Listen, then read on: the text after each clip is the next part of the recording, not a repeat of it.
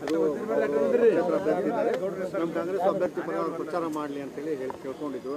M B Patil ಹೇಳಿದ್ರು ಅವ್ರು ಹೋಗಬಾರ್ದು ಪ್ರಚಾರಕ್ಕಲ್ಲಿ ಕಾಂಗ್ರೆಸ್ನ ಅಭ್ಯರ್ಥಿಗಳು ಪ್ರಚಾರ ಮಾಡಬೇಕು ಅಂತ. ನೋಡಿ, ಈಗ ನಾನು ಉಚ್ಚಾಟನೆ ಮಾಡಿಸಿದವ್ರು ಯಾರು? ಅವ್ರದಂತೂ ಚುನಾವಣೆ ಇಲ್ಲ. ಇದು ಭಾರತೀಯ ಜನತಾ ಪಾರ್ಟಿ ಚುನಾವಣೆ ಇಲ್ಲ.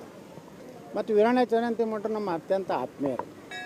ನಮ್ಮ ಕಷ್ಟ ಸುಖದಾಗ ಯಾವಾಗಲೂ ನಮ್ಮ ಜೊತೆಗಿದ್ದವು. ರಾಜಕಾರಣದಾಗ ನಮ್ಮ ಹಿಂದಿನ ಜೀವನದಲ್ಲಿ ಯಾರ್ಯಾರು ಸಹಾಯ ಮಾಡಿರ್ತಾರೆ, ಯಾರು ಕಷ್ಟದಾಗ ಬಂದಿರ್ತಾರೆ, ಯಾವ ಪಕ್ಷ ನನ್ನನ್ನು ಬೆಳೆಸೈತಿ, ಇವೆಲ್ಲನೂ ಮನುಷ್ಯನ ಬಳಿ ಕೃತಜ್ಞತೆ ಇರಬೇಕು. ಯಾವುದೋ ಒಂದು ಕುಟುಂಬದ ಸಲುವಾಗಿ ನಾನು ಪಕ್ಷಕ್ಕೆ ದ್ರೋಹ ಮಾಡೋದು ಅಥವಾ ನನಗೆಲ್ಲ ಉಪಕಾರ ಮಾಡಿದಂಥ ಜನರಿಗೆ ನಾವು ದ್ರೋಹ ಮಾಡಿದ್ರೆ ರಾಜಕಾರಣ ಮಾಡೋದ್ರಾಗ ಅರ್ಥ ಇಲ್ಲ.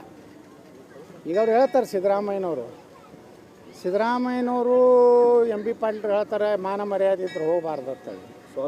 ಸ್ವಾಭಿಮಾನ ಇದ್ರು ಅವರು ಎಂ ಬಿ ಪಾಟೀಲ್ ಸ್ವಾಭಿಮಾನ ಇದ್ರಿ.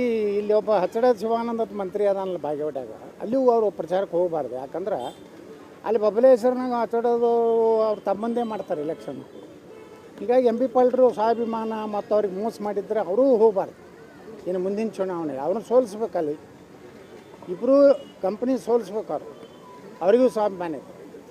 ಯಾಕಂದರೆ ಎಂ ಬಿ ಪಾಟೀಲ್ ಸೋಲಿಸ್ಬೇಕಂತೇಳಿ ಅಲ್ಲಿ ಅಣ್ಣ ರಾತ್ರಿ 1 ಗಂಟೆಗೆ ಮುಸುಕುದಾರಿಯಾಗಿ ಹೋಗಿ ಪ್ರಚಾರ ಮಾಡ್ಯಾನ ಎಂ ಬಿ ಪಾಟೀಲ್ ವಿರುದ್ಧ.